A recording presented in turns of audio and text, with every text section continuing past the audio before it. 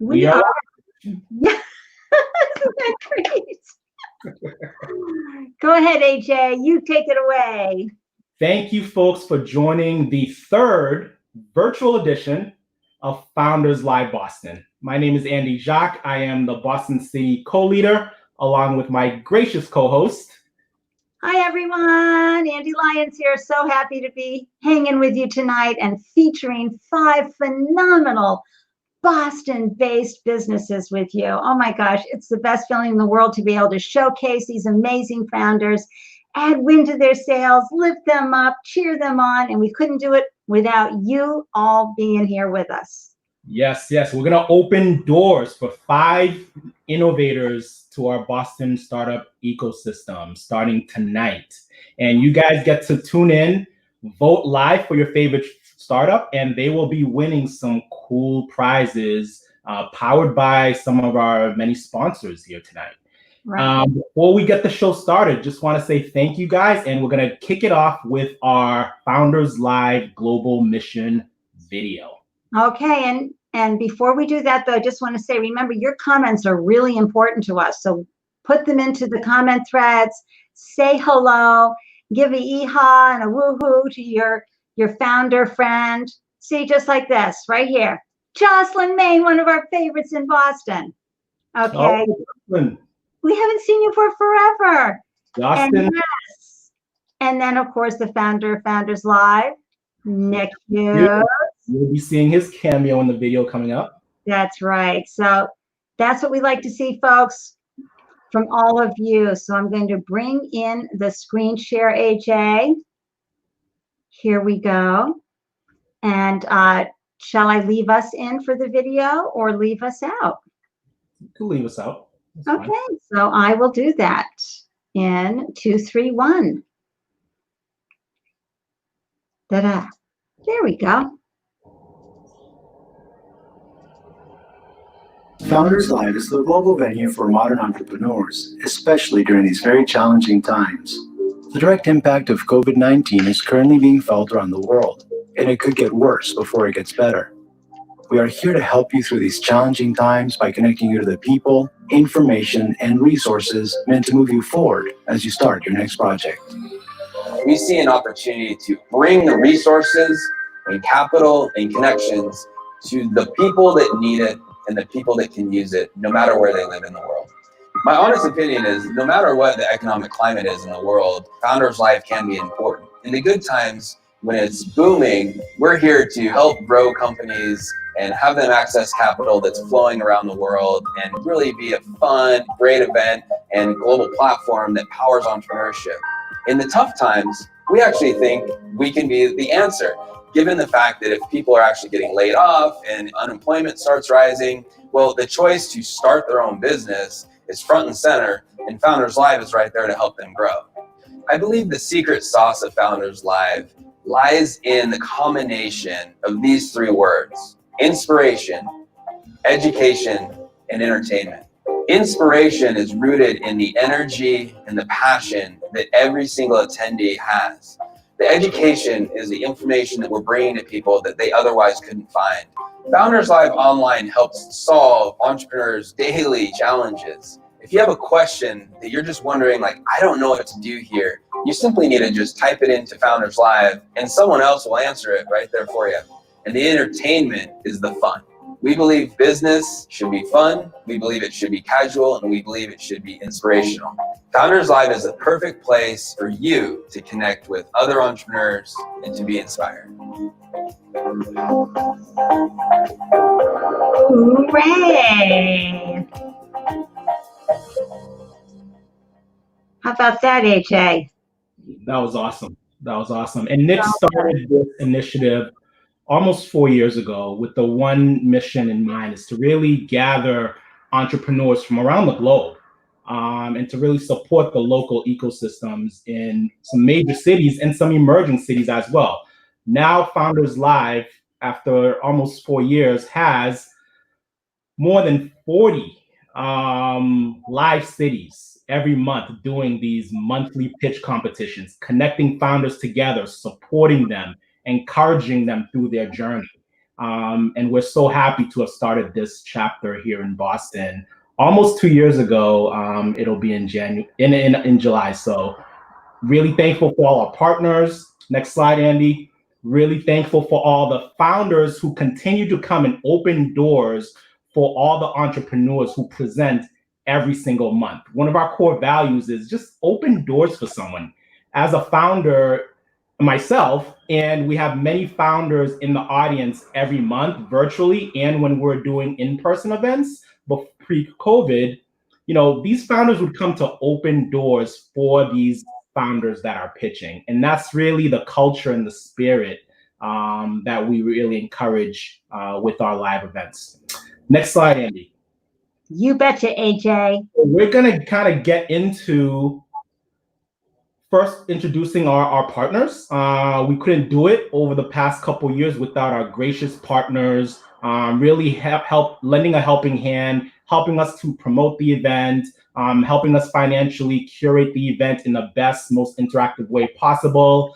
Thanks to First Republic Bank, thanks to CIC Boston, who continue to support us through their community. Thanks to AWS.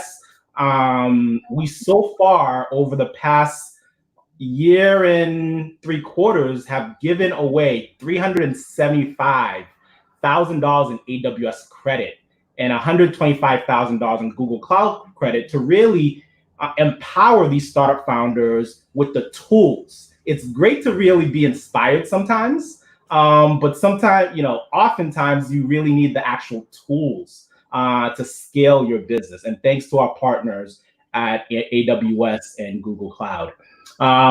Next slide, Andy.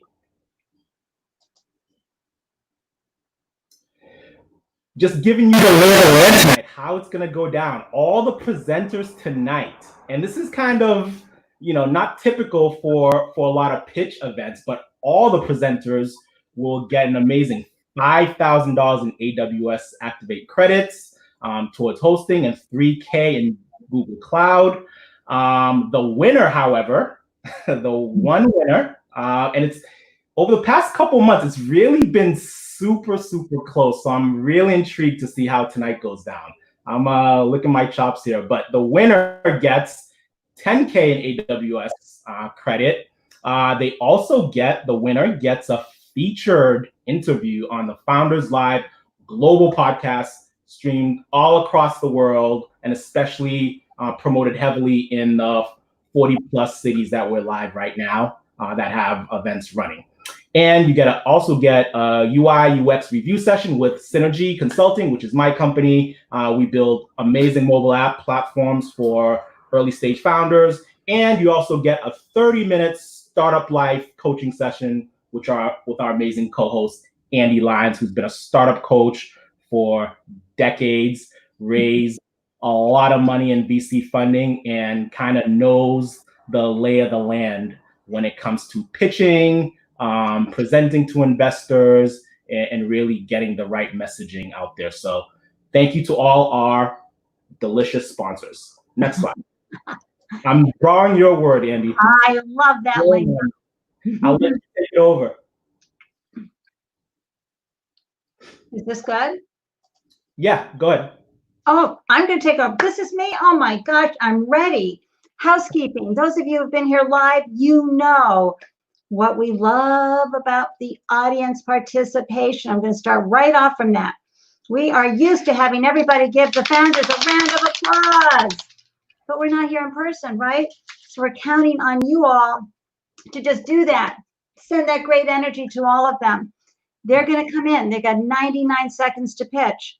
You, audience, have 3 minutes to ask questions. I'm going to be popping them up like this. Here we go. Here's our mama talking to some folks there. Yeah, it's pretty large, and we're in many, this is how the questions are going to come up.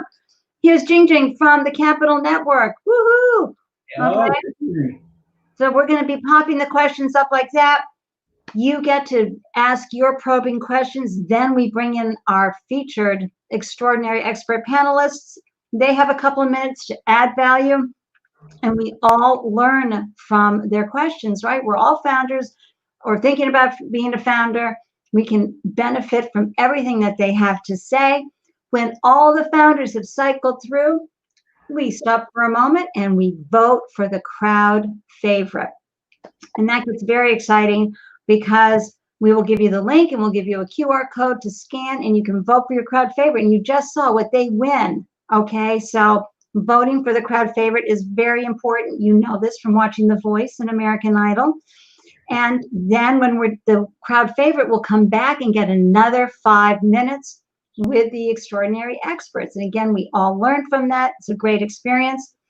But sprinkled throughout, we are going to be doing trivia questions, and we have a wonderful conversation happening with our esteemed experts tonight about the startup landscape, what's happening with investing, where are we all going in this very tumultuous time. So it's going to be a great time, everyone. So happy you're here. And yes, Rachel O'Neill, where are you here? They're tremendous value for the winners. Yay! Rachel's a great local person that we just are so fond of. Okay, AJ. Yeah, and keep in mind, founders, 99 seconds. And that's extremely difficult. This is like your standard elevator pitch. And Andy is the stopwatch Nazi. She will yank you at 99 seconds. So this is going to be very interesting. All right, next slide. I definitely want to start off by introducing our expert panel.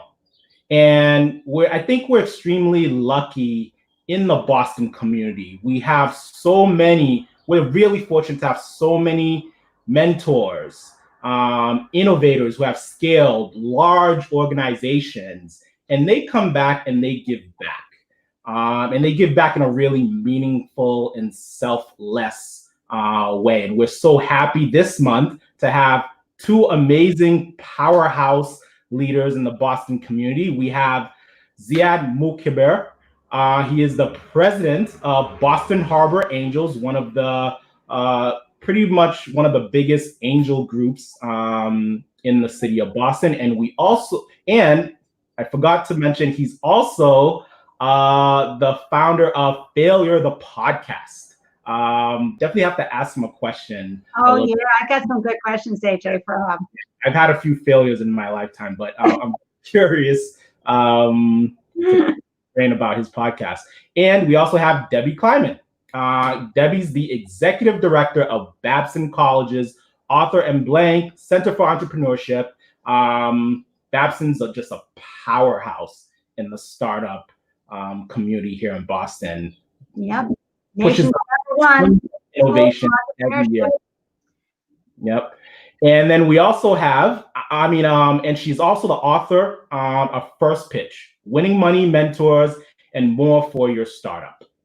There you go. Shameless plug right there, Andy.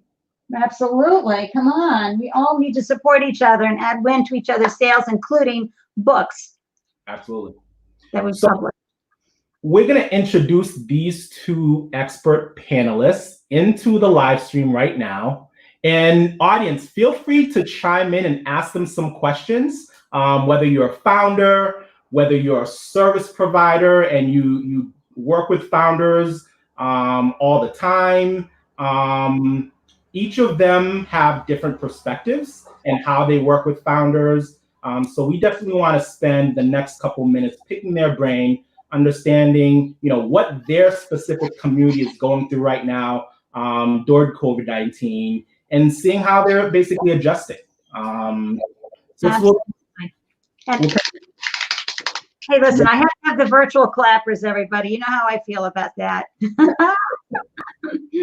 So, Ziad and Debbie, you have your thumbs on the pulse of what's happening, not just in our own ecosystem here in Boston, but in the world of entrepreneurship.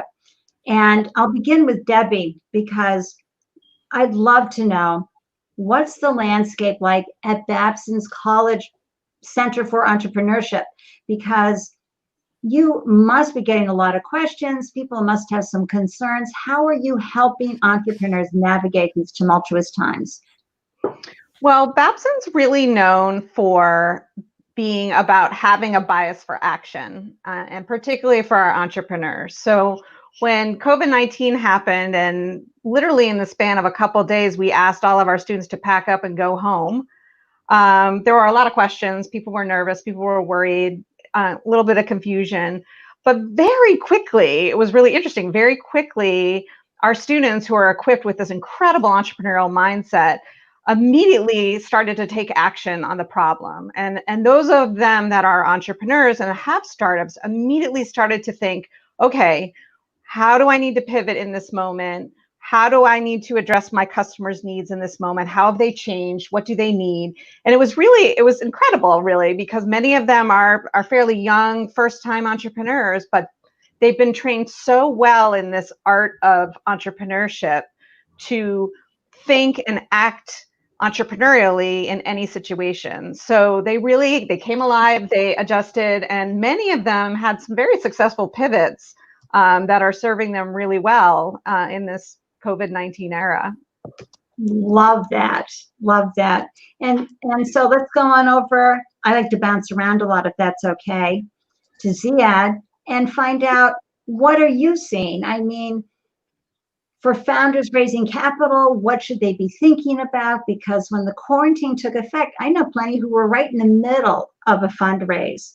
Mm-hmm. And so I'd be interested to find out from you, what are you seeing, not just in the challenges that they're having in raising capital, but I also noticed a flurry of activity with funders wanting to invest in COVID-19 related businesses. And what's that like now, a few months into quarantine? How are we doing? So I know it's a multi-part question. Yeah, thank you for including me, by the way. And a plug for Boston, for Babson, by the way. Boston Harbor Angels meets at Babson once a month, and we've been doing this for roughly 17 years. So thank you, Debbie. Of course, we love having you guys. So we are obviously, this is a big shock to the system. So companies who've closed their rounds right before and have enough money to survive for a year or two are in good shape. Companies who are in the middle of rounds are having a big challenge. So they either have to readjust, offer sweeteners, we're seeing warrants, we're seeing all kinds of readjustments of the mechanics or the deal terms. We're seeing people who are completely stopped. So they stop the fundraising and they say, okay, we'll pick it up when things go back. We're seeing a lot of activity. I mean, I've been so busy where all the angels are helping startups. However, and Debbie's absolutely right, and that's what Babson is all about, entrepreneurs have to adjust. Like, there's no real, let's call it sympathy. They have to adjust, pivot, hustle, figure it out, have conversations with investors, and find a way to survive. Some of them will not survive, and what we call let's call it the tourist entrepreneur or the good time entrepreneur, most likely will not make it, because this is a huge event. I mean, what COVID has done.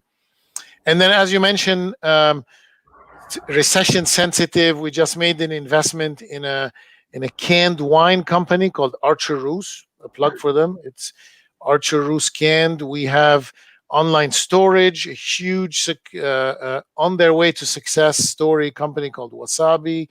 There's a lot of, let's say, they're not COVID directly related, but they can adjust to what's happening because they're remote or there's a need, deliveries, there's a lot. And then the usual biotech companies that are in that space where have some horses in the race of treatment for COVID. I got to say, they have a great Prosecco. I've tried it. Really? Really? At an event at the women at the table or at the table. Oh, it was so good. I thought, my gosh, I'd never even thought. And they had all the flavors there. Just another shout out. We like to support our local entrepreneurs. Wow. And so, Debbie, one thing that you like to focus on is building relationships, right? I mean, you get that coveted introduction to an angel investor or a VC group. And now you start, you show up at the office, you're building that relationship. Maybe you go to lunch, maybe you have coffee with them. That personal connection is so important. But now that that's all been stripped away, what advice do you have for entrepreneurs to build these relationships? virtually. It is more difficult to pitch online, that's for sure. And we know that pitching and building a startup is so personal. It's so much about the relationships that you can create with people, not just funders, but mentors and advisors and first customers and first employees. These are all things that are so relationship based, and not having the ability to be in person really impacts how you can show yourself and how you can get to know someone. So I think just by virtue of the fact that everything is online makes it different, and it makes it longer, right? It's going to take longer to get to know someone. It's going to take more effort than would kind of naturally come out over a cup of coffee together, but it's totally doable. And in fact, in some cases, there's an opportunity because you can get in front of people that maybe you couldn't get in front of before. I'm finding a lot of the angel investors that I work with are much more available for a half an hour Zoom with a startup founder than they were before, when I was asking them to, sit down and have coffee with them. And if I'm just saying, can you catch up on Zoom with the student and kind of help them through this? 99% of the time lately, I've been getting resounding yeses. So I think investors and people are more available because it is online and because it is a little bit more efficient. But it is also important to recognize it will take longer. There are things you need to do differently with your deck and with your presentation. When you're pitching online, you have to convey that energy a lot more than you would if you were in person. You have to really, put forth a lot more energy and be a little bit more active, maybe with your body and with your attention.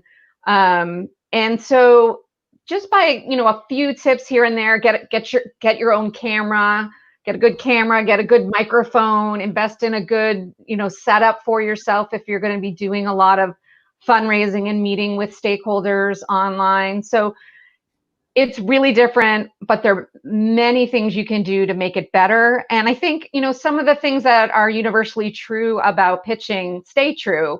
Relationships matter. You should always do research on the person you're meeting with before you meet with them. Really understand what their perspective is and understand what they want to get out of it or what they've invested in before, so that you kind of know a little bit about them before you start. But also like things like small talk, small talk's still a great thing, and you can do small talk online. It's just a little different.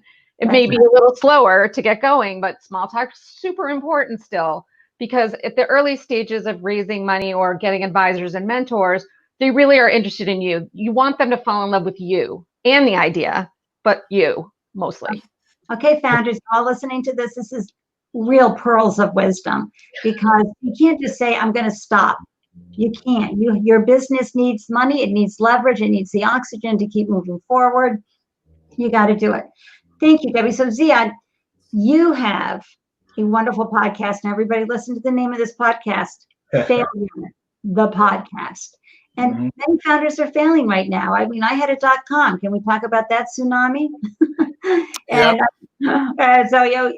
Or others are on the brink of failure. So based on the hundreds of interviews you've done in your podcast and on the topic of failure, what advice do you have for founders right now? Especially one word. I'm sorry, go ahead, Ziad. Oh, sorry. I say one word is persistence. And that is, you have to keep going. You can't stop. You have to adjust. You have to hustle, be creative. That's what entrepreneurship is all about. I mean, that's what every student at Babson does and learns. And there's a great company out of Babson that we invested in called Detrapel. And they immediately, as COVID came about, they added a line to their products, which is a disinfectant. And now they're selling like crazy. So you have to adjust. If you're fundraising during this time, that's a tough one. So it's not easy. You have to understand it is not easy, and the best will survive, but you have to stick with it and keep going and take your time. Don't go for checks, because people are not going to write you checks with one Zoom meeting. Let them get to know you. People invest in founders, the whole jockey or the horse. I say it's a jockey. Absolutely, it's the jockey, especially right now. Go ahead, AJ. On the same vein, Ziad, we're thinking about the next 3 to 6 months and how investors are probably tightening their belts over the next 3 to 6 months, or even the next year or so. What have your investors, have they been adding value and engaging with these startups beyond just cutting checks? Because we all know that's going to kind of dry up for the foreseeable future.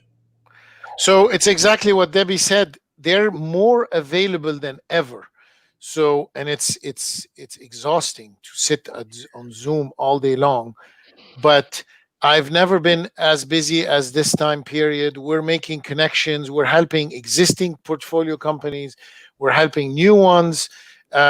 We're finding investors outside of New England. We're finding synergies with other companies, joint ventures. I mean, the list is so long. And I have to say, I'm so proud of the angel community because everybody's pitching in, everybody's helping.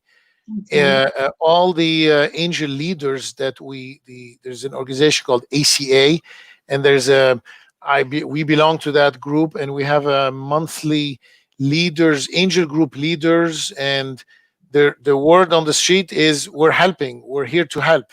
Now that doesn't mean please waste our time, because the priority is people want to help their existing companies, right? Because you already invested, and then you want to find amazing deals to invest in that could mitigate some of the risk that you've had before.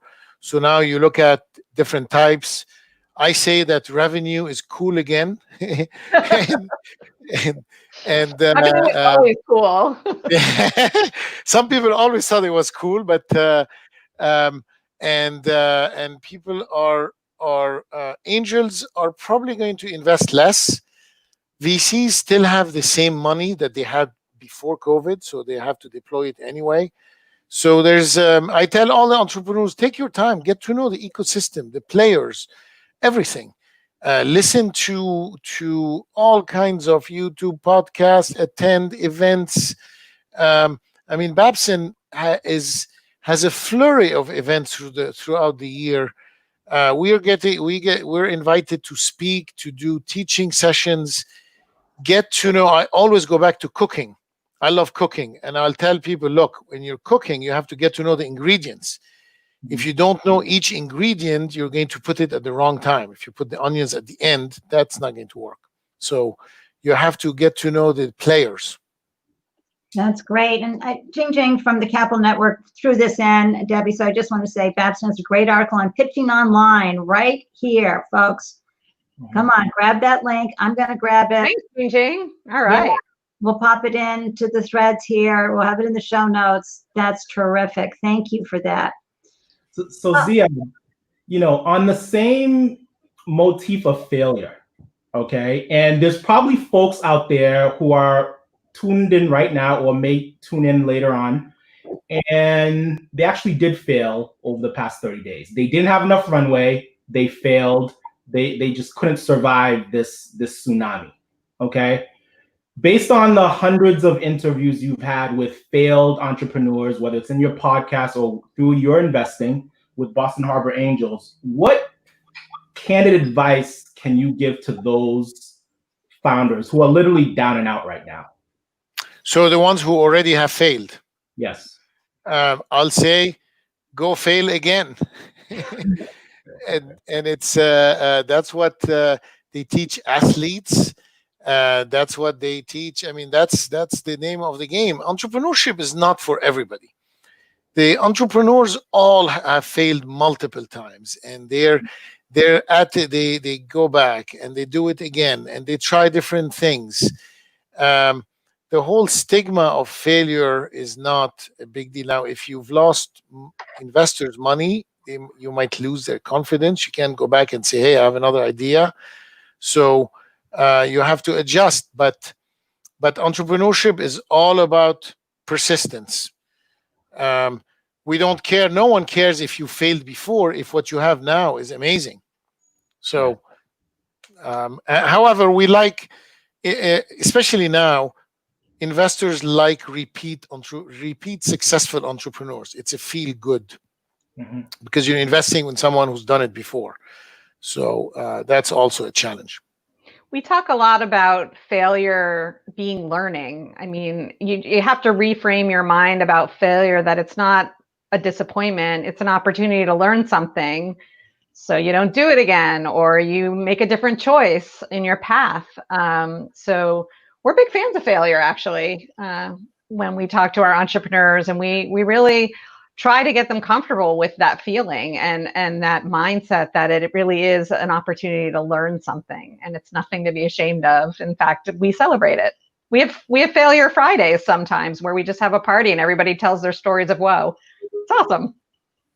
Awesome. Okay. Whew. Do we have any questions in the audience here? I think everybody's been taking notes. You're saying hi, and Amama from LinkedIn says, I love that, Ziad. So thank you. And Coach, AK, here we go. Hey, AK. How do you think the ecosphere will look like post-COVID in Boston and outside of Boston? Great question. Who's this question for? Is it for me? Yes, you go ahead. And then Deb, if you have anything you want to share. Honestly, it's going to be a bit different depending on the economical situation and the availability of funding. But in terms of, I think, and I'm hoping that it's going to get better, because now we're doing online meetings where people were reluctant before.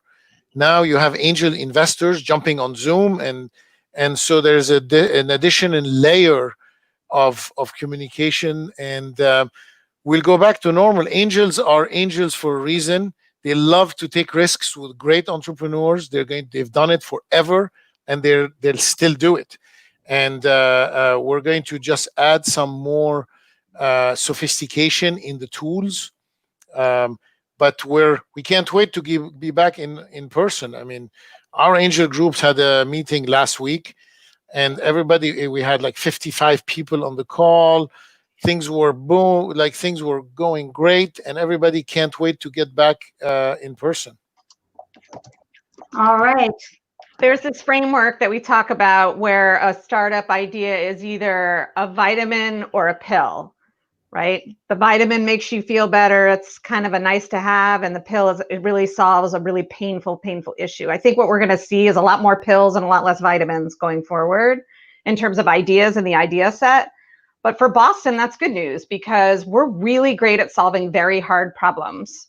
We have an incredible life sciences community here that's super strong. We're incredibly strong in robotics, incredibly strong in AI. These are things that are not going away and not diminishing anytime soon. So I think the outlook for Boston is actually quite good, because we are solving hard, important problems here for the most part. Yeah, can I add one quick thing? If you look at the Boston Business Journal today, and you look at a company called Wasabi, and you'll see what they've done. And during COVID, so this is Boston right there. Beautiful. We'll look for that. I think I can tell you they raised 30 million. I think Boston in particular is a market where it's extremely well positioned to survive crises like this, simply because I think the academia community really, really supports and invests, not only supports, but they invest in a lot of innovation centers, school-based innovation centers that really lifts these entrepreneurs up and supports them in a very tangible way. So academia, they're definitely in the lead. And I think that's really another reason why Boston is just so special. Yes. Mama. Yes. You know, that's a conversation that we have. And I just posted to everybody in the comment threads, founders can do hard things. You've been trained from the day you decided to launch your business how to do hard things.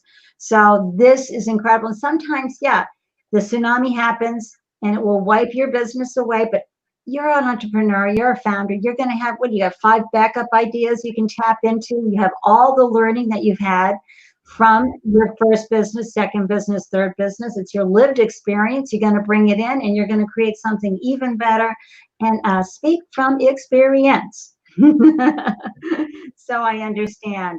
All right, AJ, this has been a delicious conversation. Are we ready to move on for some trivia? I'm ready when you are. Let's bring Kyle in. Okay, so I'm going to just switch out the banners, switch out the people. Give me a second here, everybody. And do we leave our experts in, or? I know these are decisions that we just love having them here. Why not?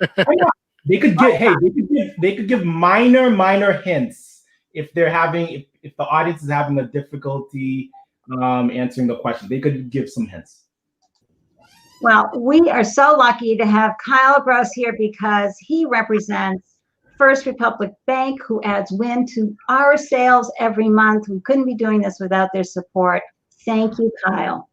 Yes. Thank you. So Kyle's gonna be giving out some Amazon cards to 10 different folks who answer questions. We're gonna do 5 now, and then we'll do 5 during the live voting later on this evening. All right, take it away, Kyle. Ready to rock. All right. Ready to rock. Let me bring up question 1. Q1 is on its way. 3, 2, 1. Audience, get ready, because you're gonna win. Someone's going to win. And the first person to respond to this correctly is a winner. Here we go. Kyle, go ahead and read that, please. All right. What's the name of the non-binding agreement setting forth the basic conditions under which an investment will be made? Ooh. Those of you raising money ought to be knowing this. You may have to hold it off to the side. I'm looking. I'm peering at all the comments. We got nothing yet. Come on, you've raised money. What did you have to sign? Someone guessed contract now. Nah, you gotta go a little more. Do we have the Jeopardy jingle? What? Can we help? There we go. Andy. Ding, ding, ding, ding, ding, ding. And of course, you're the first one in there, but does it count because he is an investor? I don't know. And we have Chris came up too. Thank you, Chris and Dan, and the other half of we miss you, Robert. Something fierce tonight, but Kyle's holding it down for you. Thank you, Rob. A handshake. Oh, I like that. I wish. Question number 2. Okay, we will be in touch with you, Nofal, for your gift certificate card, okay? Way to go, no fall. Yeah, bingo. All right, so let me go and get question number 2. Everybody ready? Taking a deep breath. We had a nice response to that. We have to remember, those of us in the room here, there's an 8 to 10 second delay with what we're all doing right here. Got it. And when it gets, I have to remember that too, and then when it gets to Facebook and YouTube. Okay, here comes question 2. Are you ready? Read it, Kyle. All right. Question number 2. What was the name of the social network that Mark Zuckerberg worked on in Cambridge with the Winklevoss brothers before launching Facebook? So it gets 8 seconds. We can sing the music, but if we actually played it, YouTube and Facebook would say something. Next time we have to have Alexa do it for us. I know. So I know they're starting to see this. What was the name of the social network? Yeah. That's a tricky one. Anybody coming up with it? I thought what Derek thought, but that's wrong. Because that was how he got in trouble, right? That's right. Got it. That's right. Face Smash? What was Derek's? Oh, Hot or Not? Yes. Yeah. So I'm going to give everybody a clue. This is where you park your car, okay? And is the first word here in Cambridge, and then the second word. So think prestigious, probably #1 Ivy League school in the U.S. Yeah. Face Smash was he didn't. I don't think he worked with the Winklevoss brothers on that one. I think that was by himself. But that was before working with the local. I like that. The Facebook and Face Smash. All right. We'll have to go to the next question. There's no one's getting this. All right. Zip code. I love that. Well, you guys have got some good answers, but we're going to dump question 2, put it on hold for later, and we're going on to question 3. Go ahead, Kyle. This local college is consistently ranked as at the very top of the list for best entrepreneurship program every year, published by U.S. News and World Report. That's a good one. I like that question. By the way, I'm sure Debbie knows. got Q2 correct. Dan got it. Dan. Hey, by the way, question number 2, Derek guessed it as well. Yeah, so let's just bring that up for a quick session. It was hard. Everybody take a moment, put that in for your trivia banks for question number 1. And Jonathan, you came in right behind. So, I mean, you were really close, but Derek got it in first. Now, back to question 2, this local college. That was Dan. Congrats, Dan. Way to go, Dan. Amazon gift card. Awesome. Wait, Dan. So, Dan, reach out to me so we can make sure you get your, what is he getting, AJ? They're getting a $15 Amazon gift card. Great. Wow. Great. So now, moving right along, we're going on to question 4. Hold on, we got to get rid of this one. Robert says you're pandering to the judges. And of course you are. Robert, clink. Okay, Kyle, go ahead. They're making noise. All right. Massachusetts former Governor Deval Patrick joined what global investment firm to lead their impact investing division? Okay, let's see how we're doing here. And again, it takes 8 seconds to get out to everybody, so it'll be a little bit of a pause. I loved Governor Patrick. He was such a good governor. Such a great guy. I stop everything to go listen to him. He's wonderful. Andy, isn't that where we met? That's right. And I met he was with Steve Case. Steve Case, yes. It was a Steve Case event. Yeah, I got to know him really well too. I just think he's amazing. Whoop. You got it. No, Gustavo was before him. Gustavo was before him. There you go, Gustavo.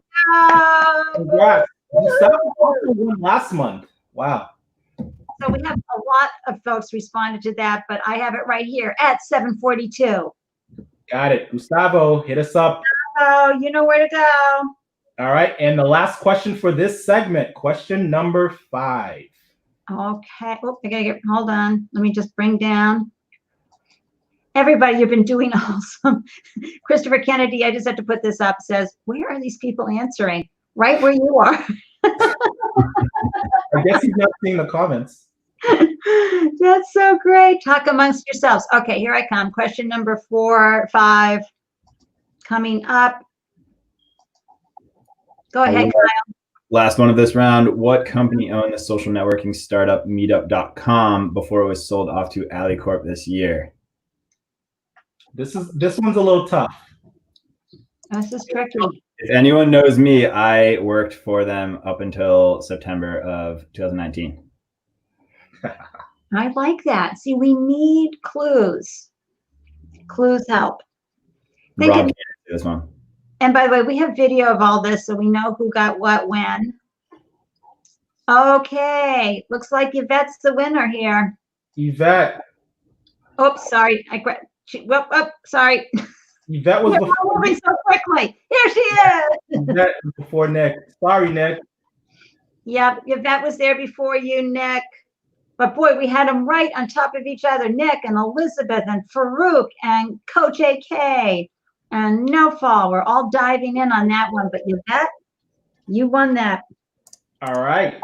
Hey, if you didn't win, stay tuned. During the voting session, we'll introduce 5 new questions and you'll get a chance again. Unfortunately, they get a little bit harder later on, but sure we'll get some winners. Yay. And thank you, First Republic, for making that happen and adding an exciting moment. It's like not stressful enough and exciting enough to have the founders pitching, but we also add trivia questions. Woohoo! Okay, what's next? Is there a work 3? Okay, AJ. So now we're kicking Kyle out. We are going to actually start our pitch. Bye, everyone. All right, I will get the pitch deck queued up here, and then Well, that just the founders 99 seconds. I'm going to remove the experts from the stream as well. Absolutely. Good. Followed by short Q&A by the audience tuned in, and then we'll have another brief Q&A by our expert panel to round it up before we move to the next founder. Right, and I just want to do this briefly for just a second so everybody knows what we've got going on here. These are the 5 founders that you're rooting for, cheering on tonight, and really adding wind to their sails. Okay, great. All right. All right, so AJ, I'm going to bring in, let me just look at my pitch deck here. Hold on. And we have Joanna first. That's right. All So right. I think we're going to remove ourselves as well. Yeah. Sure. Okay. Joanna, I do look at Joanna. She's fluffing her hair, getting ready. I love that. No pressure. No pressure. Okay, so I'm going to remove myself from the screen and AJ too, and give you the whole 9 yards. But I can't go just yet because I have to be able to talk to you, and you won't be able to hear me if I remove myself soon. So let me just go like that for a second. Okay, everybody, get ready. Joanna's going to share her amazing business with all of you. She's going to say next to me to move the slides along. And I am going to go ahead and set the timer. Are you ready? I am. Okay.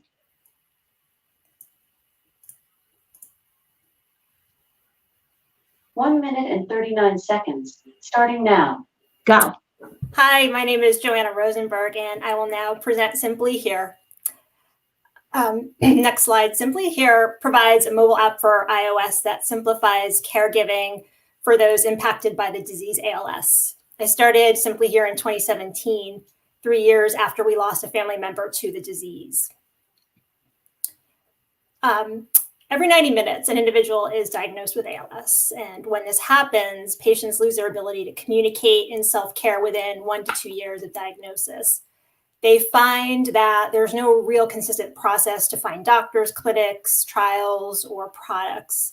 And what happens is caregivers and patients become overwhelmed with the process. In fact, even 80% of family caregivers can spend up to 11 hours per day providing care in some fashion, including medical and nursing tasks. Next slide. So our solution, Simply Here for iOS, allows patients and caregivers to communicate, manage daily life, and stay connected. The interface captures the needs and capabilities that caregivers are seeking throughout the life cycle of the disease, all in one solution. Next slide. And beyond ALS, other diseases share similar challenges, with at least 27 million individuals worldwide are impacted by other neurodegenerative diseases such as MS, stroke, or cerebral palsy, which means that a lot of these conditions can be addressed, with our solution. So that's all I have for tonight. Thank you for the opportunity. Oh my gosh. Did you hear that right on the nose? Alexa off. Bravo, bravo. Alexa off. Okay, everybody, I'm going to be looking for your questions. That was a wonderful pitch. And thank you so much, Joanna. And we're just going to put You put the closing. Is there a closing slide after this? Yeah, if you wanted to leave it on that. Yeah. Perfect. Thank you very much for that. All right, so let me just, folks, just takes a little time for the folks, and then I'll set the timer for 3 minutes. But what we are trying to do is make sure that they have time to answer and take in the pitch, because there's that bit of a delay. Yeah. Okay, here we go. Nicole Glock, do you plan to market to hospitals, or what is your deal market? Yes. So between hospitals and clinics and possibly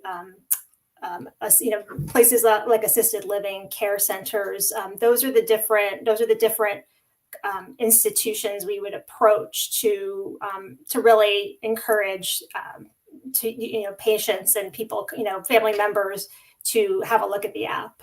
So we can market directly. We can market directly. We have been marketing directly to the user base, which is the patient and caregiver community. But the next phase, as I dive more into the business model, would be focusing on the larger institutions to really expand the audience in a more scalable way. Great. Thank you, Nicole. That's a great question. All right. So I am going to go ahead and I'm not seeing, let's see. Oh, wait, we got a few more comments coming in. Oh, she's got another one. Oh my gosh, I loved it. Nicole, Smarty Pants, what is the price point you are looking at charging? Great question. Originally, it's that's one of the things that I'm reevaluating constantly. So right now, the app itself is a freemium model that I've been marketing and pushing out to the community with additional in-app purchases. So we have a feature that we're going to be rolling out shortly. That's a voice assistant component to the app, and for instance, we're charging that initially at $9.99. But as we go further, we may look at other types of in-app purchases. So at this point, the pricing is, whatever the pricing ends up being. My goal is to not have the user, the family member, bear the full cost of that. So hopefully it would be a low-cost service that doesn't burden them. Anything we need to charge more, I'm hoping that perhaps insurance companies or other institutions in that area can reimburse for that. Right. All right. So now we're going to bring up our experts. So I'm going to hide that question. I'm going to get Ziad, and I'm going to get, where'd Debbie go? Hold on. There she is. Okay. Questions? So I'll start. I have a couple questions actually, but so a lot of times when we talk to founders about what they're building, we really want to understand what they uniquely can bring to the table in building this company. And it sounds like there's a personal story of yours that is connected to this. But what do you uniquely know or see that nobody else sees about serving this space? It's a very crowded space, actually. There are lots of apps and caregiver platforms. What do you uniquely know, or what insight do you have that nobody else has? I think having that technology base, having that technology background, there are a lot of details and considerations for family members to consider throughout this whole journey. And what I'm trying to do is bring it all in one place using technology and having the goal is to have a scalable app using and leveraging a lot of different technologies that already exist. So it's a one-stop shop for people. And there is with ALS is specific, there are many foundations and organizations that provide a different service at a different point in time. There's technology that provides a different service at a different point in time. And what I'm trying to do is bring this all together in one solution, so that it can be a lot of these different issues are addressed, throughout the different life cycle at different stages. So bringing it all together, managing through the whole life cycle, not just a point solution for a various point in the life cycle. If that makes sense. Yeah, I would add a question and a comment. Is the whole business model is unclear? Like, what would be your business model? Do you help people find caregivers? Do you help them communicate? And then also these types of diseases make it very difficult for patients to use technology. So is there a disability component? I know these are long questions and long answers, but it wasn't clear what your business model was and what your value proposition. The primary customer we're focusing on is the caregiver, because of what one of the reasons what you said, with these patients, it becomes very difficult for them to actually use technology on their own over time.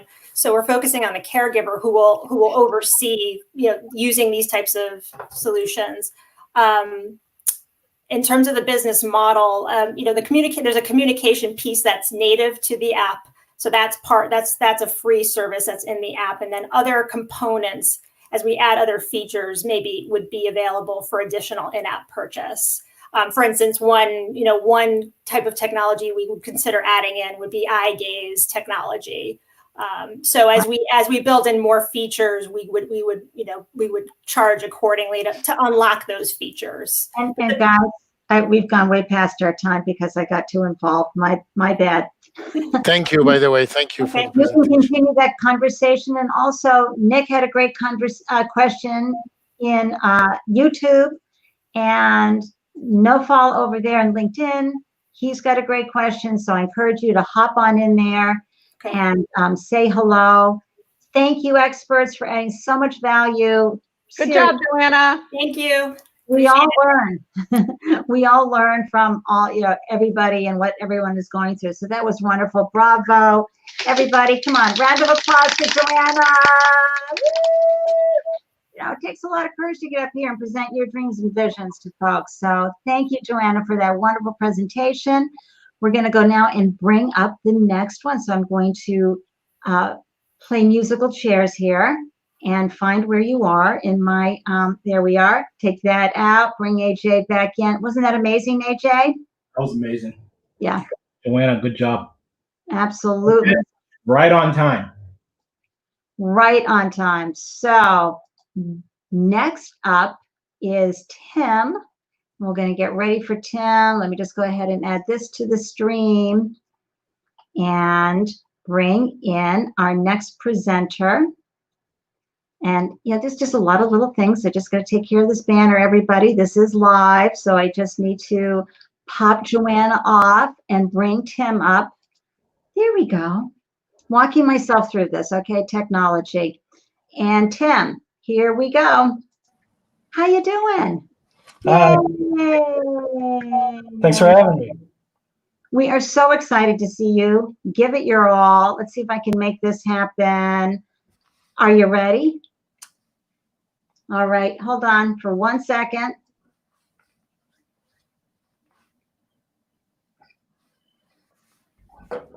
And starting now. All right, go. Hi, so I'm Tim Swong. I'm the CEO and co-founder of VistaPath Biosystems. Before I founded VistaPath, I was actually working in pathology for 16 years. Pathology, simply put, is where we turn whole tissues into microscope slides so the pathologist can render a diagnosis. And the first step of that process is called grossing. And this is where we receive tissue into a lab. We describe what the tissue is wholly. What is the size, color? What are the defining features? It's an important part of the diagnostic process. And a lab I was managing about 6 years ago was doing this work. One of my senior techs actually swapped 2 samples. And that split-second accident actually resulted in serious injury to 2 patients and actually almost killed one of them. Next slide. Errors like this occur about 500,000 times in the US alone, and that's because these labs are under incredible pressure. They're seeing reimbursements decrease, volumes increase. They're having trouble finding qualified personnel to do this work, and all the while there hasn't been significant technological innovation in this space in over 100 years. Next slide. So to solve this problem, we developed what we call the Sentinel. The Sentinel is a smart workstation that uses imaging and artificial intelligence to actually watch the technician work. So it's looking at all the materials to ensure that they can't mix up samples.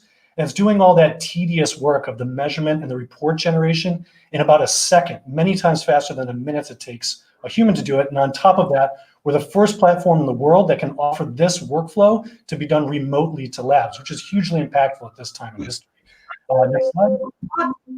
Oh. There we go. Alexa off. Let me see if I can just leave it on a holding slide for you. Thank you. Okay. Well, okay. So everybody, you've got some great questions to be able to ask Tim. So I'm going to open up the audience to some questions. We're going to sort of let everybody sort of sit there and take it in because there is that bit of a delay. And then I'm going to ask for a 3-minute timer. While we're waiting for the audience, I have a question, Tim. So you mentioned reimbursements are decreasing while volume and demand is increasing. What are the drivers of the reimbursements decreasing? So that's a great question. I mean, it's pretty multifaceted. I would say our regulatory bodies and the ones that work with the government have tried to get reimbursement stabilized, but the government's feeling is that pathology needs to innovate. It needs to improve its efficiency alongside sort of what you consider sort of sister laboratories like hematology or chemistry. If you walk in a chemistry lab, it looks like a robotics factory, right? Everything's automated from step one to the diagnosis. If you walk in a pathology lab, it's tons of people cranking away at machines. It's totally manual. And so really the goal of our company, you know, besides our initial product, the Sentinel, is really to build the first fully automated pathology lab in the world. Got it. Here's Nicole's question. Would you market this as a service or as a product for clinics, hospitals to use? Thank you, Nicole. You're really on top. You're on fire tonight in the audience. Yeah, so I mean, we see our market really as split, sort of our beachhead is split in two between commercial labs and hospital labs. So one thing I didn't get to in my pitch is we actually have pilots already signed for some of the top hospitals here in the US, in the Boston area, and are negotiating and finalizing contracts in the next year, or the next month for some large commercial labs. And we'll be piloting there as well. Now, aside from those two sort of healthcare sectors, we're also interested in working with CROs, biotech, pharmacology, all that sort of stuff. We've got the whole Glock family tuning in tonight. Are you seeing an opportunity with COVID-19?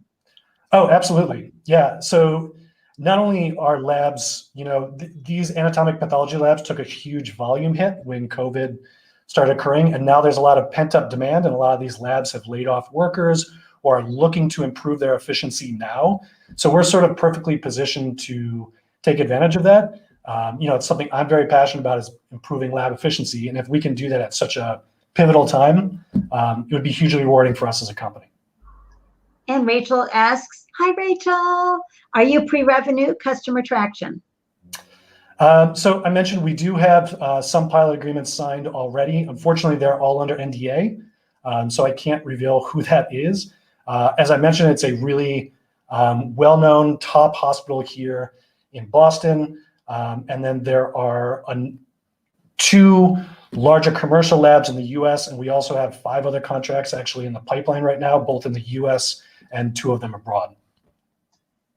Okay, and then can you tell me more about your business model? Oh, she's taking Ziad's question. Well, Yvette and Ziad, that's a great question. You know, I didn't make it to my third slide. I apologize, but we're really entertaining a number of different business models. Right now, the one we're most excited about is doing a pay-per-use sort of model. Oh, thank you. Yeah, bring that slide. Is doing a pay-per-use model. Is that it right there? Yep. So the impact would be under that pay-per-use model, about a 50% reduction in labor costs at a lab, and hundreds of thousands of dollars in rework savings per lab. Now, we're not cemented to that business model. We're also entertaining with each of these groups capital agreements, Alexa, agreements, and the like. Okay, great audience. Yeah. Way to go. We're going to bring the experts in and let them have a chance as well. See you. Bye, AJ. And here Thanks we for the go. questions, by the way. Yes, I know those are super questions, and you'll find more in the threads as well. Okay. Let me just set the time. And you can go to the last slide if you want. 2 minutes, starting now. Thank you. That's the last slide I have. Okay, go ahead. What are our questions? I'm happy to start. Can you talk a little bit, please, about your FDA path? Do you need any type of approvals? Or are you a medical device? And then also your competition. Sure. So we are a medical device. We're a Class 1 510K exempt product. So we don't require FDA approval to go to market. But we do want to make sure that we have sufficient time to ensure that this is a safe and effective product before we go to market, both for our customer and patient sake, but also for future audits by the FDA. And I'm sorry, your second question was competition? Competition. And do you have the 510K approval? Is that something that you already have? No, we're planning on applying for that through our pilots. Okay. And are you going to do clinical trials as well? We're going to be rolling clinical trials and our pilots in together. These are actually longer stage pilots. They're not like 2 weeks or 30 days. They're multi-phase and longer term, and most of them have commercial agreements tied to them. Yeah. And my other question is competition, but I let Debbie also jump in. Sure, you can address competition if you'd like, and then I'll ask another question. Yeah, so I would say there are a couple companies working in parts of the space, primarily in just imaging the sample. There's not a lot of, or there are no companies that are doing exactly what we're doing, which is actually using AI to automate this process in this way. I often say that actually our biggest competitor is the status quo, and being able to change labs' minds to embrace not only a new product and a new way of doing this, but an entirely new workflow, really. Alexa, on. Yeah, I would think that would be very difficult, given they've been doing it this way for so long. It's just merely to get them to consider it. And, how do you address the idea that, like, from what I know about pathology, which is like this much, I understand that like grossing is kind of like this art. There's an art to grossing, and like how is your technology able to capture that art of grossing to allow it to be, to do what the grossers are doing now? And you got like 15 to 30 seconds tops to answer that, Tim. Okay, deep breath. So, the work that we're focused on right now is actually really small, discrete pieces of tissue called biopsies that don't require a lot of specific technical work to handle them. We do have subsequent products in the pipeline that will be addressing larger, more complex samples. I don't really want to talk about the technology that we've built behind that, but we do want to build, again, a full service solution for labs. Great. And I want to remind everybody watching, look at Know a Great Lab. We'd love to talk to them. Email Tim at vistapathbio.com. Help this founder out, everybody. Thank you. Appreciate it. Looks like you have a great team, Tim. The best in the world. That's a good answer. Thank you. Okay, thanks so much. Great job, Tim. Thanks. And Debbie and Tim, and bring AJ back. Here he is. And get ready for Teresa. Okay, and get Teresa ready to go. Are you ready, Teresa? Are you ready to show the world? Woohoo! Let me just get your slide in position here. Oh, look at her right there in the front row. Oh my gosh. How you doing, Teresa? Hey, Teresa. I'm doing well. How are you guys? So happy to be here. Founders Live, when we're in person, this applause is really important to really lift the person up and just say, yeah, we got you. Thank you for having the courage to pitch your business. Thank you for having me. Oh, it's so great. All right, AJ, see you, bye. And Alexa, set the timer for 99 seconds. 1 minute and 39 seconds, starting now. Go. Good evening, everyone. My name is Teresa Sophia Alphonse, and I'm the founder and executive director of What's on Your Mind Incorporated. What's on Your Mind is a nonprofit 501c3 focused on normalizing conversations around mental illness, specifically in communities of color. Next. I founded What's on Your Mind because I felt like there was a void for communities of color to be able to talk about their thoughts, their feelings, and their emotions with an unbiased person that looked like them and had their experiences. So I took to the streets with a sign that said, "How are you feeling? What's on your mind? Talk to me." And I was able to engage in numerous on-street conversations. Next. Since that initial conversation, What's on Your Mind has expanded exponentially. We've had over 600 people engage in our in-person events. We have over 1,000 people reading our monthly newsletter, and we have over 5,000 people engaged across all of our social media platforms. And we've had over 500 of what we call street therapy sessions. Next. In order to continue the great work that we're doing, and in order to reach those most marginalized and those that need access to therapy and therapeutic modalities the most, we're looking to create a mobile van. The mobile van will be equipped with therapists and community health workers that are able to assist with getting the most marginalized patients, the most marginalized community members, those that need access to behavioral health the most. Next. Okay, and you are finished. And we'll bring this back. Okay, and we'll bring AJ back. Great job. Great job. Okay, audience, you got questions. I mean, what a beautiful initiative. Thank you, thank you. I guess while we're waiting for the audience question, I have a question. So business model is to kind of walk up to these folks and ask them a question. What's on your mind? So operations wise, how are you pivoting that model during COVID? So currently we're not doing any street therapy, as we call it, at all. We're really trying to pivot and go virtual, as most people are. So we're engaging people in conversation via Instagram Live, Facebook Live. We also have a podcast. So we're encouraging people to stream from our podcast, particularly around topics that are very relevant right now, like grief is a huge one, a huge topic that a lot of people are experiencing that requires some sort of assistance when it comes to mental health. So we're really just trying to engage the community online.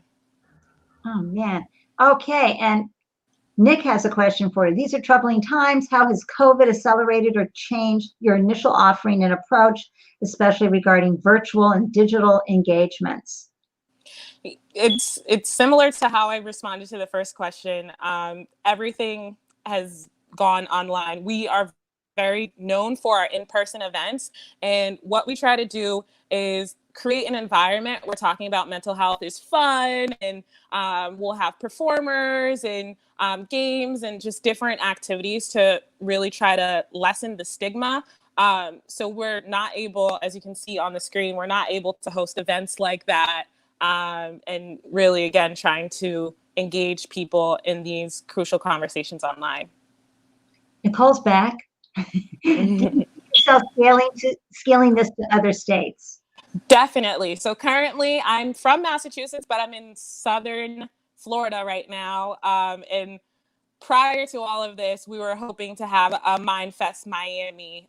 So that's definitely been put on hold. My dream is to have a van in every state going to every marginalized community and offering therapy with actual therapists, as opposed to the street outreach team that we currently have that is mixed with therapists, public health professional, artists, activists, etc. Awesome. And we have Heather Glock. This is great. Can you share, how do you measure success? Great question. How do you retain that relationship to keep the conversations alive on this topic? Yeah, so we measure success by how people feel after our conversation. So we did some surveying once we first launched, and the question was really simple. How do you feel after speaking to me, whether it be for 2 minutes or 2 hours? And the response was always positive, and that people always felt better after they left that conversation. So that's how we've been measuring. Great. Alexa off. Perfect timing. And there are more questions, of course, for the audience. Now we're going to bring in our experts. And here's some more outstanding thoughts for you.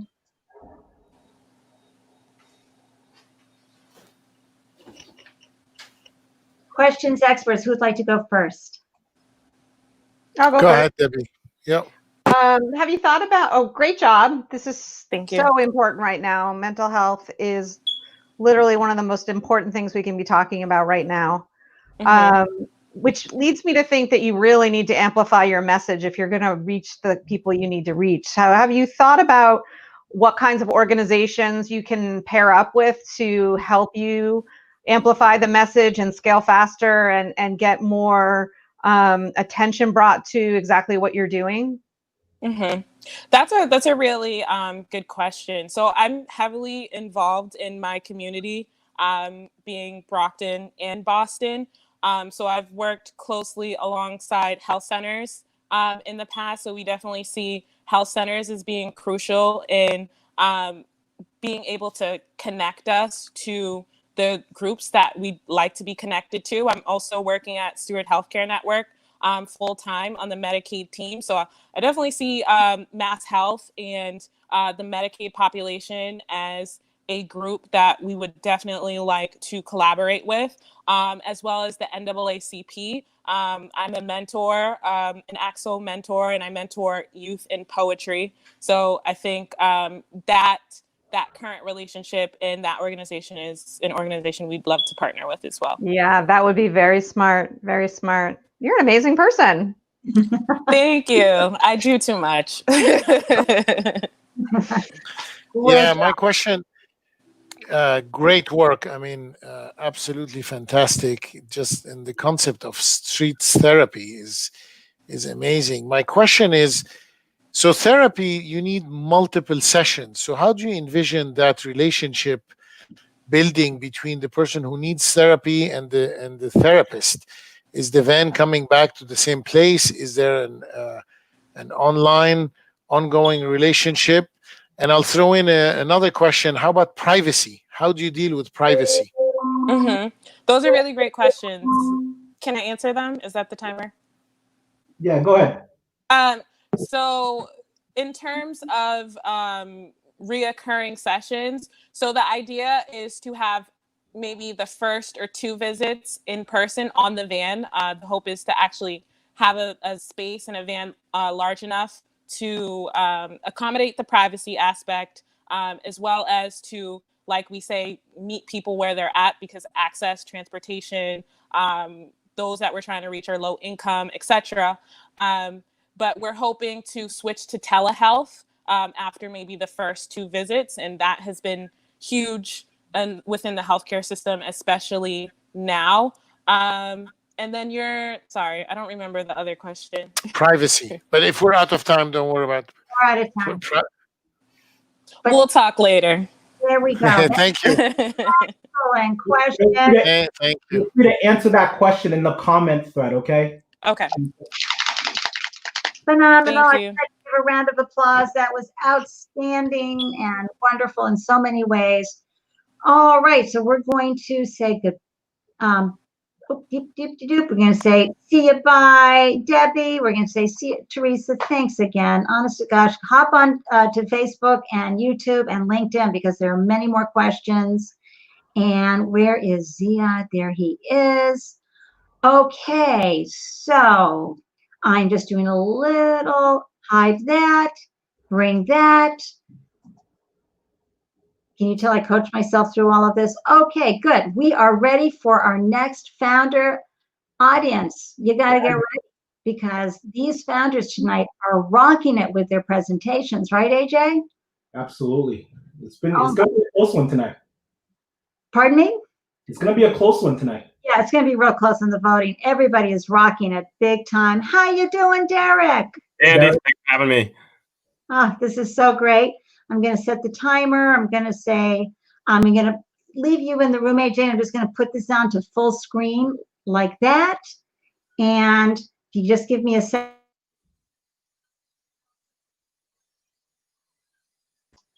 1 minute and 39 seconds, starting now.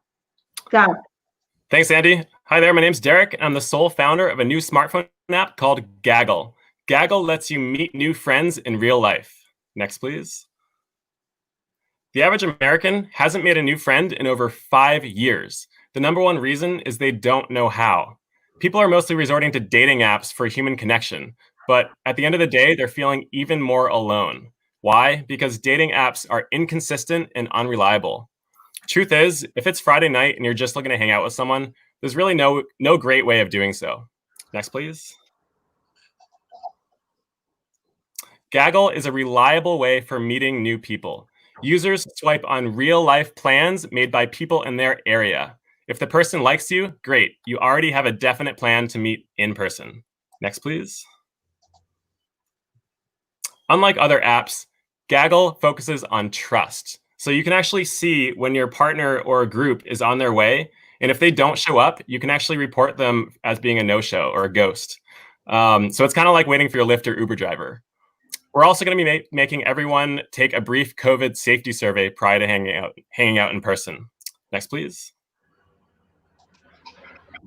So Gaggle is operating on a freemium pricing model, so a $20 a month for premium extras. We're also going to be working with local businesses as they open up to drive customers to their door via suggested events. So we're going to be charging $1 a head for anyone who actually shows up, which we can easily verify through our existing attendance system. And of course, we're going to be having in-app advertising. This gives us an estimated 39 million. Shall I go to the next slide? Yeah, sure. That's it. Hey! Oh my gosh, AJ, I got to tell you, right? Everyone has been nailing it tonight, right in the time. Woohoo! Okay, let's see what we've got in the comments here for Derek. Mama says, I love this. I need this in my life. I mean, seriously. Your email. Statistic, 5 years without meeting a new friend? Wow. Yeah, it's crazy. Well, and I can see your whole point there about, how to make that happen. Okay, so Nicole's back and she's got another great question. How would you deal with catfish or scammers? It's catfish. Yeah, that's a great question. So we actually require that everyone uses a real phone number to sign up. So a lot of dating apps actually use this model because there is a problem with bots, right? So you have to enter an actual phone number to sign up. We text you, we verify it. In terms of actual security issues, so we're hosted on a private AWS cloud. I'm a cloud architect myself, so it's currently secure, but you never know. I'm not sure if that answered your question.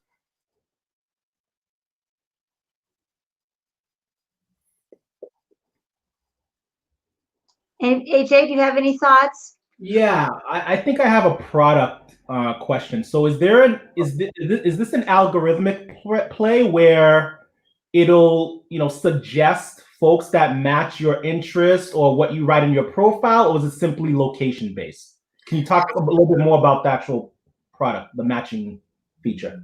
Yeah, sure. Great question. So to start with, we're not an algorithm play. I think early on we're going to be having people just matching based on their locale. So it's going to be a hyper local meetup app. You can also filter by category if you want. Later on, as we collect data, we'll probably be making a data play. So companies like Google would kill to get their hands on information like what's your relationship status and how old are you. Facebook has that information, and they're making a killing off advertising. So. But yeah, for to start with, we're probably not going to be an algorithm play. Got it. Right. Go ahead, AJ. If no one has any other questions, what kind of data right now can you put into the profile section? Is there a video that you could have, like an intro video of yourself to show your bubbly personality, or is it simply text-based? Yeah, great question. So everyone has a profile on the app. It looks just like a dating app. So you're gonna have pictures. Eventually we'll have videos too. That's no issue. But also things like what is your relationship status, what's your age, what's your orientation, optionally. Time's up. I guess we're gonna go to the panel.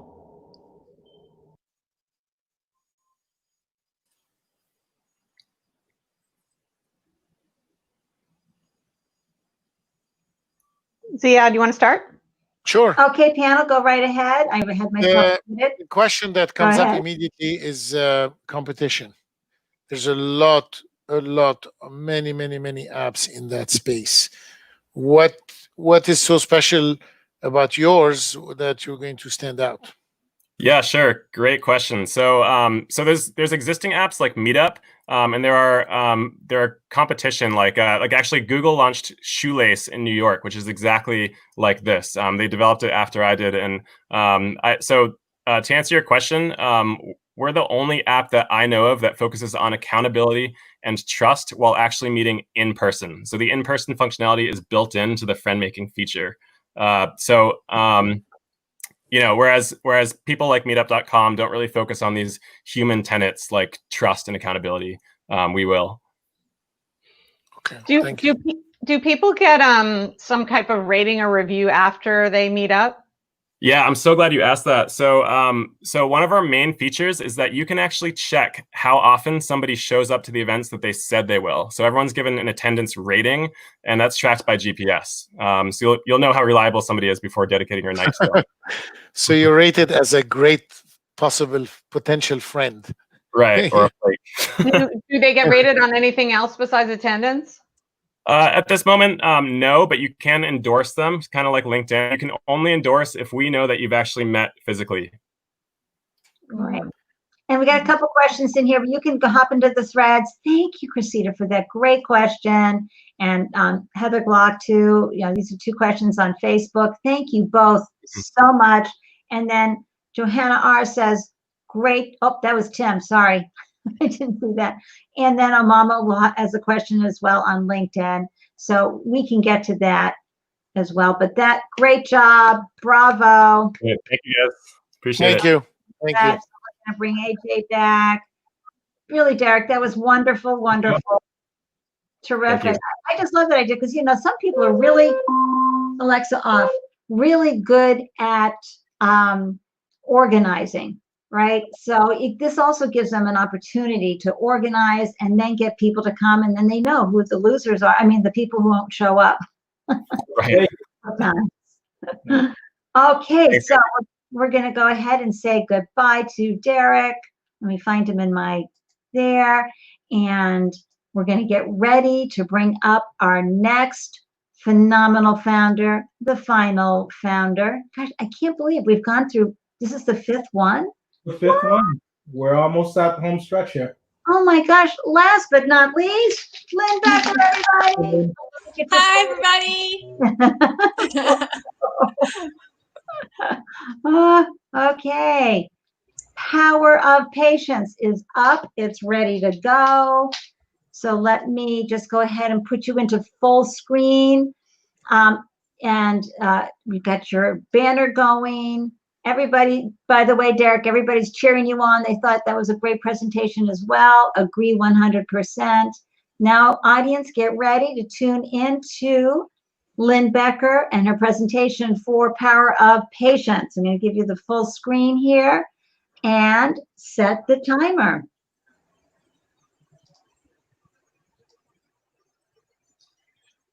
Hi, everybody. I'm Lynn Becker, CEO and founder of Power of Patience, and we're a health informatics company for the clinical trial industry. I have over 25 years in this business and a 92% success rate for patient engagement. Next slide, please. Traumatic brain injuries are a big problem for the NFL. Next slide. But falls, not football, are the leading cause for TBIs. 40% of the US households are affected by TBIs, and this is 5.6 million people. The CDC regards this as a public health concern, and the reason for this is because there's no diagnostic test and no standard of care, and the only way to address this is through clinical trials. Next slide. We are the only real-world patient-centric data warehouse, and our product is people and data. We have the right patients and the right data with the right trials. The clinical trial industry is an abyss. 90% of them fail at a cost of $3 billion. The pharma's patient recruitment and acquisition cost is $40,000 per patient, and ours is $40. We can get patients into clinical trials cheaper, faster, and keep them there. Next slide. Trials in TBI research is increasing rapidly. The NIH has doubled their income, and the industry funding has also increased exponentially. This is a wide open market, and we have a patent pending AI product. This is an opportunity. Next slide. We need funding to continue our dashboard development and recruitment. My two daughters have suffered both from TBIs, and the system failed them.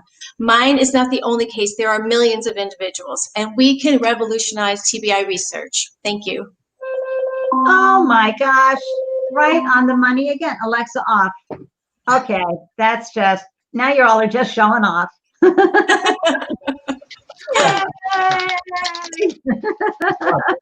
All 5 founders, 99 seconds. You're amazing tonight. Okay, while we wait for the audience to catch up and get their questions ready, everybody is saying hi, Lynn. And cheering you on. It's wonderful. AJ, do you want to start everything off? I mean, great presentation, Lynn. Thank you. I mean, you mentioned it's most common with like the typical fall, right? Yes. But the cost of acquisition to get that type of patient could be high. Isn't like aren't your early adopters, well, not but your target demographic should be like sports type of organizations where they're actually looking for a partner like this, or no? I mean, it can be. I've actually partnered with Concussion Legacy Foundation in some different conferences that I have spoken and moderated at, and had their board members on that panel with me. My partnerships really need to be through clinicians and other key opinion leaders that are going to help also recruit their patients into this platform. So the NFL has tons of money to go ahead and spearhead their research, and there is a big project that IQVIA is actually working on for that. But it's the people who don't know what to do, and that really is the target market. So 0 to 4 for toddlers, and then 65 plus. That's where the population really lies with TBIs. Got it. So Yvette wants to know, how do patients engage with the platform? Right. So we are about to release the platform. We have about 3 more weeks of development for the second version. We've had it beta tested through 2 different rounds already. We are doing outreach programs through different social media where I'm hosting webinars on different aspects of TBI injuries and conditions and what you look for. And we keep them in a waiting kind of bin. They're signed up and they're registered. And once we open up the dashboard, they can go ahead and start using it. So right now we do outreach through all the social media platforms.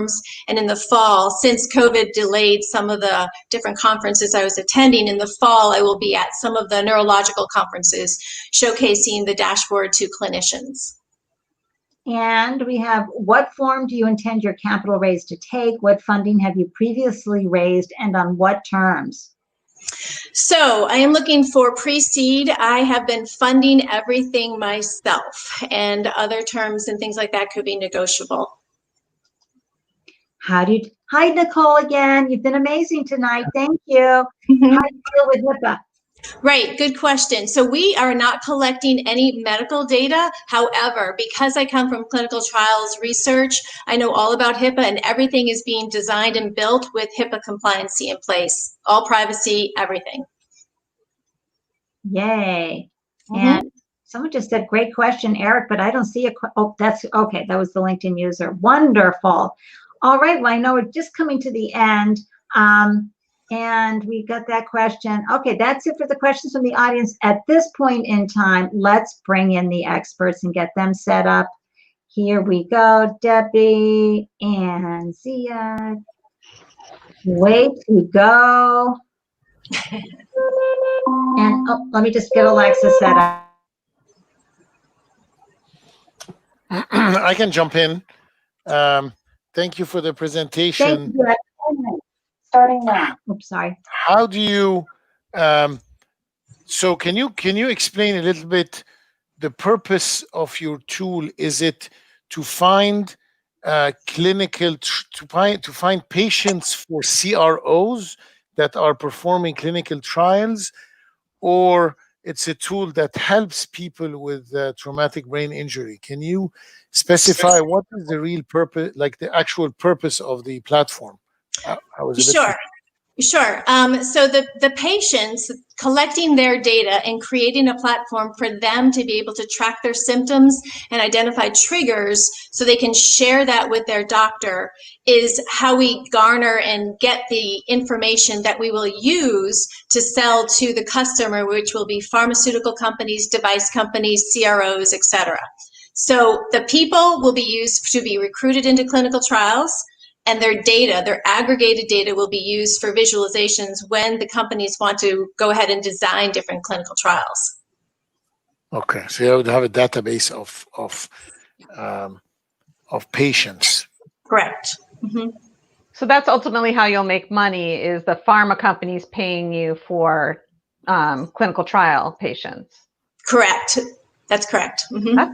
That's really smart. I like that. Yeah, we actually had, so just to kind of give you some ideas, trials should typically run in a 1 to 3 year timeline, and they have been just going longer and longer because most pharma companies repurpose drugs. They are not very inventive, and with the failure rate as high as it is, they are having to go out to all different sites. They're not really targeting to true symptomology of what the conditions are, and that's a big problem. So by creating this patient-centric database, they will be able to have a much more focused, like a very laser-focused application to where these patients are and get them into the trials. And I have a role with teaching them about clinical trials, so the patients are not likely to drop out. One of the bigger reasons they quit trials is because they just don't get it. So I add that component into this entire pathway too. So is this just for TBI, or are you going to have other things? No, that's a great question. I actually have been working and applying with J Labs for their program, their incubator program, and I showed the relationship that this is already scalable to Alzheimer's and also Parkinson's. Parkinson's, yeah. Okay. Thank you. Alexa off. Bravo. Thank you. Thank you. Great job, Lynn. Good job, Lynn. My heart was beating so much. You didn't show it. We all understand. Great way to end the evening. Phenomenal. Thank you. I'm going to pop you Thank out. You can, go start drinking your wine or sipping on whatever. And I'm going to remove Debbie and Ziad and AJ. Are we about to do our vote for crowd favorite and some trivia? Let's get into it. Let's get into the voting. It'll be fairly quick. And while we do the voting, once that gets going, we'll do 5 more trivia questions and we'll wrap it up. Okay. Thanks again. Another round of applause to our amazing founders. And AJ, lead the way. All right, folks. Very, very simple. Either type in the URL right on the bottom of the QR code, or you could just scan the QR code with your camera phone, and it'll lead you to the Founders Live website. If this is your first time voting, you're gonna log in through Facebook. Takes 5 seconds, and it'll lead you straight into the voting poll. And you'll just click on your favorite start for tonight. I am gonna leave my vote as well. Excellent, excellent, excellent. I am going to hop on over to Facebook and drop this in personally. I think it's having a hard time taking this. So I'll be right back, AJ. Sure. I open up that. And again, we have that little delay, which is great. But I'm going to just put this in here and see if it'll let me do this. Here we go. Okay, everybody, I put that into YouTube. Won't let us do that, folks, so you're not going to see it in YouTube. Oh, Mama, she shared it in LinkedIn as well. Thank you, thank you. Is it on the Facebook live stream at all? No? Yeah, it went fine on the live stream on Facebook. Okay, great. Just click on the live stream. There you go. Yeah. Oh. Ta-da. Okay. All right. And do we want to go on to doing some trivia while everybody's voting? As we wait for everyone to vote, it'll probably take another 4 minutes, tally everything up, give some more time to the audience to vote. Let's bring back Kyle from First Republic Bank. Yeah. 5 more trivia questions for your chance to win more Amazon gift cards. Hi, everyone. So good. All right, everybody. Chance to win here while you're voting. Here we Take it go. away. Question number 6. Number 6 coming up. All right. In 2010, the Instagram concept and app was originally called what? That's a tough one. That's a really tough one. You got to go back into your memory banks for that. Yeah. If you listen to a lot of podcasts like me, you'll know this instantly. That was not an easy one. I just didn't even remember myself. I had to think about that one. I'll give a little hint here. It's a type of spirit. Ooh. Yeah, everybody's like, who wants an Amazon gift card? Come on. We may have to put this one into the hopper. We might have to put this in the vault. Let's move on to question number 7. This stumped everyone. Exactly. All right. Nope. Still nobody coming in. Oh, Farouk. Come on. Spelled differently, but nonetheless, that's the correct spelling. Actually, it was called bourbon. Perfect. You got it. Good job, Farouk. All right. We will be in touch. Let's connect.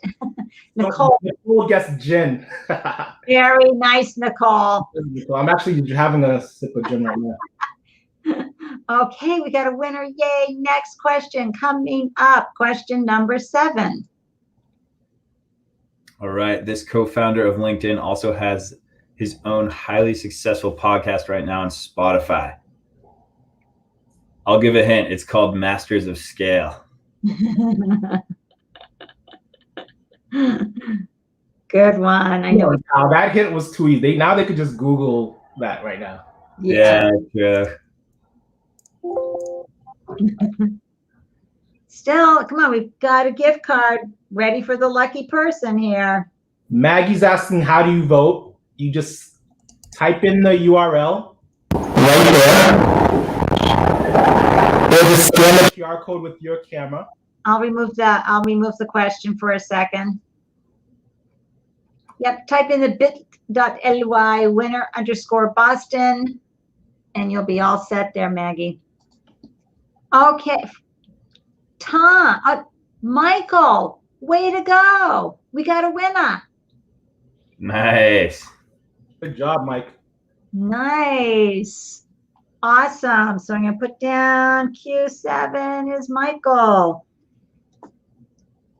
Excellent, excellent, excellent. Way to go, everybody. Okay, so hold on. I got to hide Michael here. Next question coming up. Question number 8. Drum roll. Instacart, Airbnb, and Dropbox all originated from this popular tech accelerator in the SF Bay Area. Ooh. Come on, guys. This is probably... I know it's the other coast for us, but... Yeah, this accelerator has probably the best portfolio out of maybe all accelerators. Most successful portfolio. Yeah. I would say so. Hold on, we got some... I think answers are coming in. Yeah, Derek. Well, we can't give it. Derek was the first one. Yeah, but he's one of our presenters. Is that fair? That's fair. Okay, all right, Derek. Good job, Derek. Good job, Derek. Excellent. Question number 9. Let me check on the voting real quick. Derek here. All right, so question number 9, $1 billion meditation. Oh, sorry, Kyle. No worries. You want to go? You want to take this one? No, you got this. You got this. $1 billion meditation startup Com recently launched a global partnership with this NBA athlete and tech investor. Ooh. All right. So it takes a little time to get to everybody, and then we'll hear we'll see a rush. I think everyone will get this one. Yeah, if you watch any type of TV lately, that's all you see, the commercials for this particular startup. I use it. I listen to his segments. They're good. Really? Farouk.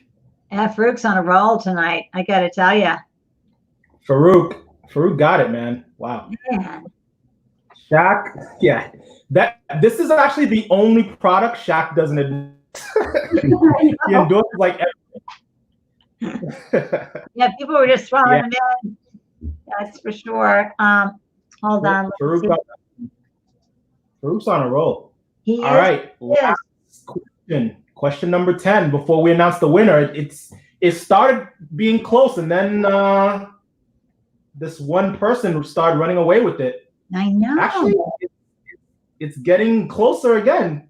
I know. Now announce the winner in a second. Take it away, Kyle. Okay. All right. This Boston-based brewery went public on the New York Stock Exchange back in '95 and is now one of the top 3 breweries in the U.S. And it'll take a few seconds to get to everybody.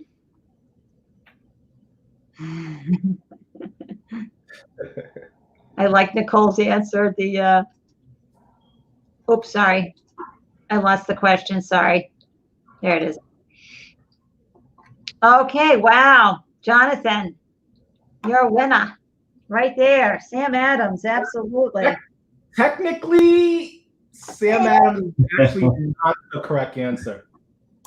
So that's not the correct answer? What's the parent company of Sam Adams? Tom got it. Yep, he did. Tom got it? Okay. Tom got it. I was too good for you, Jonathan. Tom, there you go. Tom nailed it with the full answer because it was the parent company. But listen, I'm going to clink on that one for the Sam Adams. I thought that was a great idea. Kyle, good job. Thank you, folks. Good job with the questions, Kyle and Rob over at First Republic. Kyle is one of the new director of venture at First Republic Bank. They've been so kind to us to sponsor our event over the past 3 months. Thank you so much. And thank you for what your team over at First Republic have been doing, especially during the crisis, supporting all these startups who have been applying for PPP loans, etc. Your team have been working extremely hard and just on overtime for the past couple months. So kudos to you guys. Thank you for your dedication, your support, and your commitment to helping the community out every step of the way. Thanks, Andy. We love Boston Tech, and we're excited to partner with more amazing founders like all of you tonight. Congratulations to all the founders. It was amazing.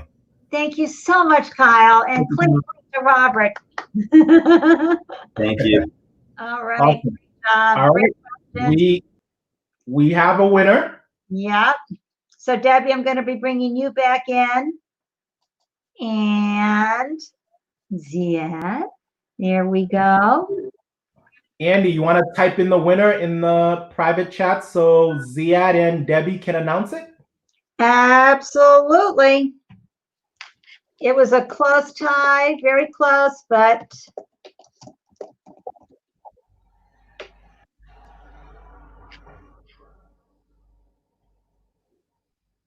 okay. So do you guys want to go ahead? Who wants to do the announcing? Debbie or Zia? Sure, I'll do it. All right, Debbie, go. Zia is muted, by the way.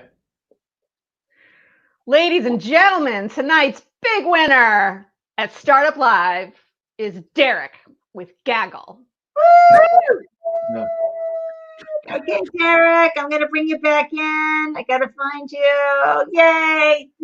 I got this. Wow, thank you guys. I didn't expect that. All right. Social meetup app, so I really appreciate that.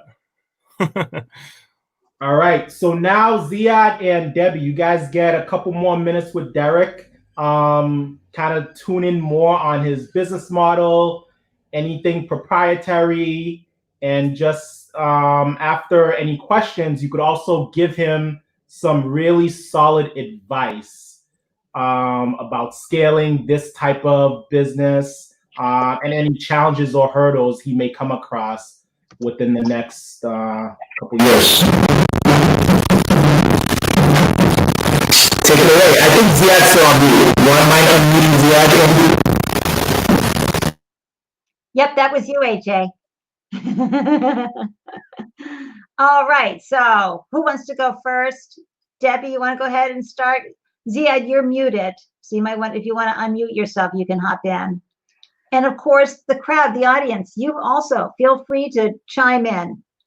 So Derek, tell us a little bit about yourself and your team. As we've talked about earlier, you know, the founder themselves is one of the most important things we're looking for when we fund a company. Yeah, sure. Thank you, everyone. Yeah, so I live and breathe this issue. I'm a software developer by trade, but I actually quit my job several years ago to go full-time traveling. And I've been an entrepreneur ever since. So this actually solved the problem that I have.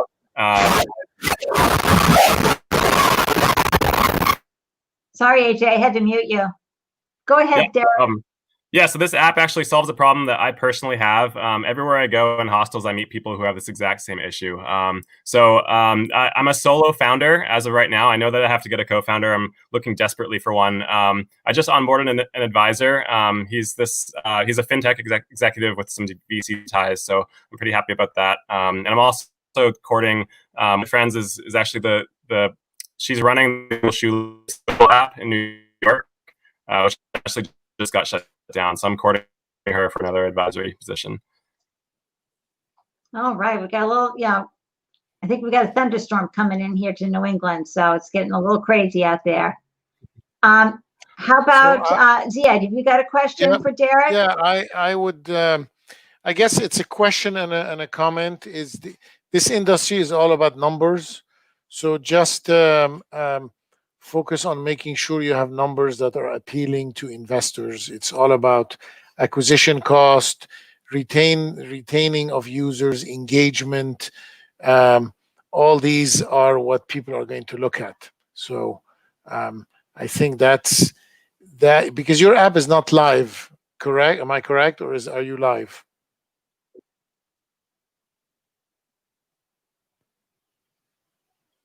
Oh. Are you muted, Derek? Let's see. Nope, can't hear you. We lost audio for Derek. Aw. Well, we can always type it in the chat room, perhaps. We'll answer that. I'm not sure. Derek, you can always pop out and come back in. Sometimes that helps. But sorry that we lost the audio on that. And yeah, he's going to do the old come back in. That's great. Maybe he'll unmute himself. Hard to say. AJ? Yeah, he seems to have connectivity issues. I guess, why don't we continue? If Debbie and Ziad have any advice for Derek, I'm sure. Yeah, we can. He could hear us. We just can't hear him. His answer is live in 2 weeks. Okay. Can you guys hear me now? Yes. Yes, we can. Yes. Okay, cool. Sorry, I think my girlfriend's on the other line. It's probably interfering. I know.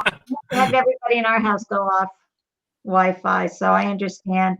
Yeah, just so my last comment to you is competition. It's a very crowded market, so unless you stand out, it's going to be tough. So we've seen many apps in that space. Wow. Well, it's the old differentiator. And again, making sure the team can find the right influencers to play and get the ball rolling.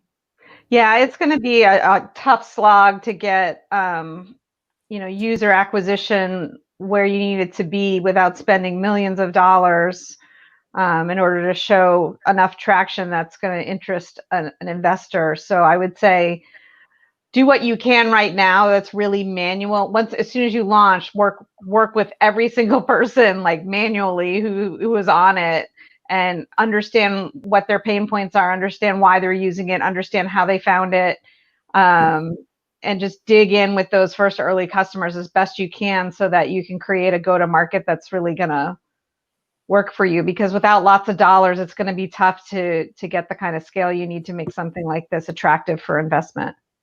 Yeah. All right. Great job. Thank you. Thank you.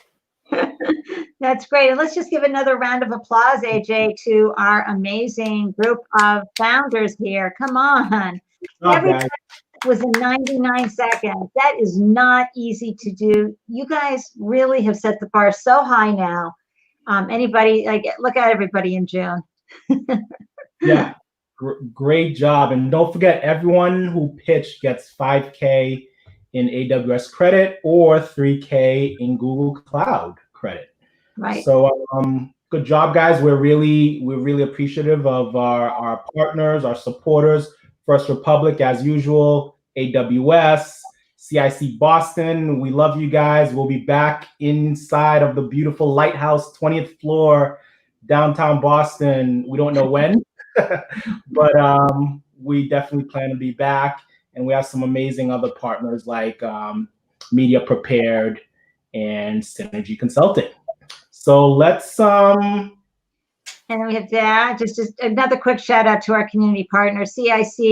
You know, for months and months, that's where we had our live event every month, and they still send out notices when we're for every month for us, and they're still very, very supportive and working really hard to bring things back to a reasonable condition. Yeah, right when we had we introduced a open bar happy hour to complement the pizza every month, and then COVID hit. So hey, we gotta adjust, but we'll be back, CIC. And I just want to say thank you to Nicole, who was really an outstanding audience member tonight. Really appreciate you and Heather for bringing such great, great questions. And Paul, you were really hanging in there too. Yes, entrepreneurs are the backbone of our community. True story, right, everybody? Absolutely. Okay. So our next event is virtual again, Thursday, June 25th. Scan the QR code there. Just lock in your ticket, get it on your calendar. We're going to have 5 new innovators presenting to us. We're going to have 2 new expert panelists supporting us with their golden nuggets. And we'll be back, same place, same time next month on Thursday, June 25th. Yay. Thanks again to Debbie. To wrap it up, Debbie, any words of wisdom to everyone tuned in tonight, whether they're an entrepreneur, whether they're a service provider, supporting entrepreneurs, any words of advice as we sign up? Just take care of each other. Now is the time that we need to be supportive of each other. And I think what Andy said at the very beginning of the night, which is we need to open doors for each other. And that's never been more true, because entrepreneurs are the ones who are going to lead us out of this crisis. And so let's all surround them and help them, and hopefully they can find us the path forward. Absolutely. Ziad? Yeah, absolutely. I second that. And we're here to help, obviously. I mean, that's what we do with mentors, advisors, directors, investors, you name it. At the same time, I'll say entrepreneurship is not easy. So it's no one ever said it's easy. So, and if you can survive COVID, you can survive anything. That's so right. Good luck. Good luck to everyone. That's Thank true. you for having us, guys. Thank you. This was great. Everyone download, subscribe to Ziad's podcast, Failure the Podcast, on iTunes, where podcasts are available. Debbie, please, everyone, go get that copy. Is it on ebook, Debbie, or no? Yeah, there's an ebook. There's an ebook version as well. First pitch. Absolutely. There is actionable. Just gonna hold your hand to success on this one. Let's see who else have we got here. Oh, there's Heather. Thank you, Heather, for being a great commenter tonight. And yeah, that is a great message. Absolutely, no fault. Thank you, everybody. Great session. Yay. So good to see everybody. We'll just bring up the final banner here just to say Founders Live Boston. We love bringing this event to all of you, and a huge thanks to the founders who put their hearts on the line tonight to make this happen. We are so grateful to all of you. And to our experts that showed up, thank you so much. Derek, congratulations. I mean, really, presenting from your home when anything is sketchy and everything is sketchy. Those of us in the live streaming world know we had you for the pitch. That's what counts. So it was perfect. Any last words, AJ? Yeah, like Devin said, let's keep supporting each other. And even after, let's connect on LinkedIn, even after the pitches. Audience, connect with these founders on LinkedIn, because you may not be able to open a door for them right now, but as the months progress, you may get that light bulb in your head and say, hey, I know someone, that Derek, I know Lynn, I know Teresa, they could help you overcome whatever challenge you're going through as you're networking and meeting other folks. So, don't forget, let's all open doors for each other, and let's continue to support each other through this. That's right. And one more time for the road. We want to see you next June. Okay, in June. That's just 30 days away. June 25th. We're gonna have another great lineup. Please, we miss you. AJ and I are used to seeing you every month. It's breaking our heart to not be able to hug in person. Yeah. Andy's a big hugger, guys. So it really is breaking our heart. I want to hug in real life. Okay, everybody, thank you. And for all of you tuning in, thank you. Yvette, thank you for participating. To the folks that won the gift cards, we'll be in touch, and you be in touch with us. All right. Good job, everybody. Yay.